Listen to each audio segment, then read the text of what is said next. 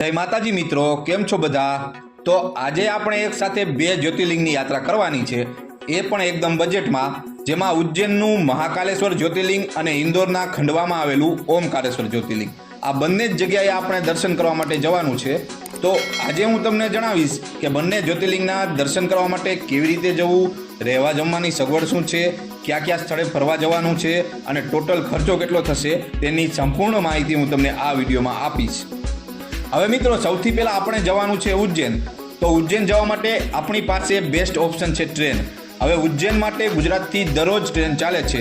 ટ્રેનની વાત કરીએ તો સોમનાથ જબલપુર એક્સપ્રેસ, જેના ટ્રેન નંબર છે 11463, જે સોમનાથથી સવારે 10 વાગે ઉપડે છે અને વાયા વેરાવળ, જુનાગઢ, જેતલસર, રાજકોટ, સુરેન્દ્રનગર, વિરમગામ, અમદાવાદ, નડિયાદ, છાયાપુરી, ગોધરા, દાહોદ, આ બધા સ્ટેશન થઈને ઉજ્જૈન જાય છે, જે તમને સવારમાં 3 વાગ્યાની આસપાસ ઉજ્જૈન પહોંચાડી દેશે.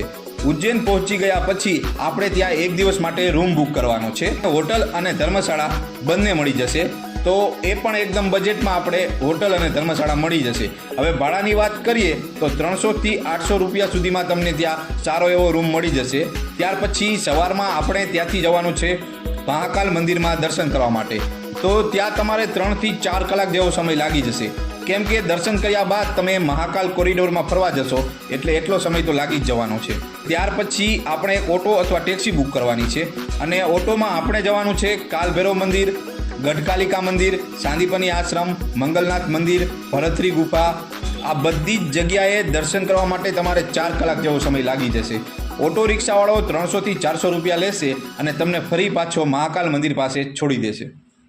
ત્યાર પછી આપણે મહાકાલ મંદિરની આસપાસ આવેલા ઘણા બધા ધાર્મિક સ્થળ અને મંદિરના દર્શન કરવા માટે જવાનું છે, જેમાં ભારત માતા મંદિર, બડા ગણેશ મંદિર, ચારધામ મંદિર, પછી છે રામઘાટ અને હરસિદ્ધિ માતા મંદિર. આ બધી જ જગ્યાએ આપણે ચાલીને જવાનું છે, કેમ કે આ બધા જ મંદિર મહાકાલ મંદિરની આસપાસ જ 200 મીટરની અંદરમાં આવેલા છે. હવે હરસિદ્ધિ માતાના મંદિરમાં દર્શન કરવા માટેની વાત કરું તો 6 થી 7 વાગ્યાની આસપાસ તમારે જવાનું છે, કારણ કે ત્યારે આરતીનો પણ ટાઈમ થઈ ગયો હશે અને ત્યાં સૌથી જોવાલાયક વસ્તુ છે ત્યાંની આરતી. તો તમે સાંજના 6 થી 7 વાગે જવાનું છે એટલે આરતીનો પણ લાવો લઈ શકો. હવે ઉજ્જૈનમાં આપણે જમવાની વાત કરીએ તો મહાકાલ મંદિર ટ્રસ્ટ તરફથી અન્નપૂર્ણા ભોજનાલય આવેલું છે, તો ત્યાં જઈને તમે બપોરનો પ્રસાદ લઈ શકો છો, અથવા ત્યાં ઘણા બધા રેસ્ટોરન્ટ પણ આવેલા છે, ત્યાં પણ તમે ભોજન ગ્રહણ કરી શકો છો. હવે આ બધી જ જગ્યાએ તમે એક દિવસમાં દર્શન કરી લેશો તો રાત્રે ત્યાં ભોજન કરીને તમારે નીકળવાનું છે ઇન્દોર. રાત્રે ઇન્દોર માટે તમને બસ અથવા ટ્રેન બંને મળી જશે. તો ઉજ્જૈનથી ઇન્દોર 60 કિલોમીટર દૂર છે, જે તમને 2 કલાકમાં ઇન્દોર પહોંચાડી દેશે.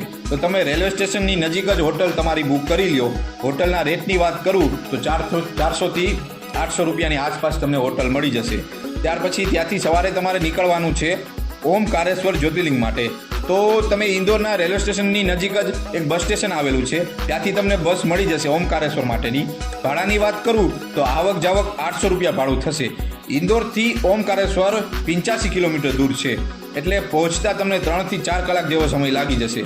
હવે ઓમકારેશ્વર જ્યોતિર્લિંગના દર્શન કર્યા બાદ ત્યાં તમે મમલેશ્વર જ્યોતિર્લિંગ આવેલું છે તેના પણ દર્શન કરો. ત્યાર પછી ત્યાંથી આપણે ઇન્દોર આવી જવાનું છે. ઇન્દોર આવીને ત્યાં જ એક રાત રોકાવાની છે, એટલે તમારે 2 દિવસનો જ રૂમ બુક કરવાનો છે અને ત્રીજા દિવસે આપણે જવાનું છે ઇન્દોરમાં ફરવા માટે. તો ઇન્દોરમાં આપણે સૌથી પહેલાં જવાનું છે પિતૃ પર્વત હનુમાન મંદિર, જ્યાં હનુમાન બાપાની મોટી મૂર્તિ સ્થાપિત કરેલી છે. ત્યાર પછી ઇન્દોરનું ફેમસ એટલે કે ખજરાના ગણેશ મંદિર, ત્યાં જવાનું છે. ત્યાર પછી વૈષ્ણોદેવી મંદિર, અન્નપૂર્ણા મંદિર, આ બધી જ જગ્યાએ જવા માટે તમારે એક ઓટો બુક કરવાનો રહેશે. ઓટોવાળો એક વ્યક્તિના 200થી 300 રૂપિયા લેશે અને તમને આ બધી જ જગ્યા ફરાવી દેશે. પછી ઇન્દોરમાં શોપિંગ માટે સરાફા બજાર જઈ શકો છો. ખાણીપીણી માટે 56 દુકાન ફેમસ છે, ત્યાં પણ જઈ શકો છો અને 56 દુકાન રાતે જ ખુલ્લી હોય છે. અને ત્યાર પછી આપણી આ યાત્રા સમાપ્ત થશે અને રાત્રે જ તમારે ટ્રેન પકડીને ઘર માટે રવાનગી કરવાની છે. હવે આપણે વાત કરીશું કે આપણે 2 જ્યોતિર્લિંગની યાત્રા માટે ટોટલ કેટલા દિવસની ટ્રીપ બનાવવી પડે. તો મહાકાલેશ્વર અને ઓમકારેશ્વર, આ બંને જ્યોતિર્લિંગની યાત્રા માટે 3 દિવસનો પ્લાન કરવો પડે. 1 દિવસ ઉજ્જૈન, 1 દિવસ ઓમકારેશ્વર અને 1 દિવસ ઇન્દોર. ટોટલ 3 દિવસનો પ્લાન કરવો પડે. અને આ 3 દિવસમાં આપણો ખર્ચો કેટલો થશે તેની પણ વાત કરી લઈએ. તો ટ્રેન ટિકિટ ઉજ્જૈન સુધીની આવક જાવક 1000 રૂપિયા થશે. ત્યાર પછી 3 દિવસ જમવાનો ખર્ચો આપણે 900 રૂપિયા ગણીએ અને 3 રાતનું હોટલ ભાડું 1000 રૂપિયા થશે. અને ઉજ્જૈન અને ઓમકારેશ્વરમાં ઓટો રિક્ષા ભાડું 600 રૂપિયા જેવું થશે. તો ટોટલ 3500 રૂપિયામાં તમે 2 જ્યોતિર્લિંગના દર્શન કરીને પાછા આવી જશો, અને એ પણ એકદમ બજેટમાં. તો આવી જ અવનવી બજેટ યાત્રા વિશે માહિતી મેળવવા માંગતા હોય તો અમારી ચેનલ ટેમ્પલ ટ્રાવેલરને સબસ્ક્રાઇબ કરો, વિડીયોને લાઇક કરો. મળીએ એક નવી યાત્રા અને એક નવા જ વિડીયોમાં. તો બધા મિત્રોને જય માતાજી.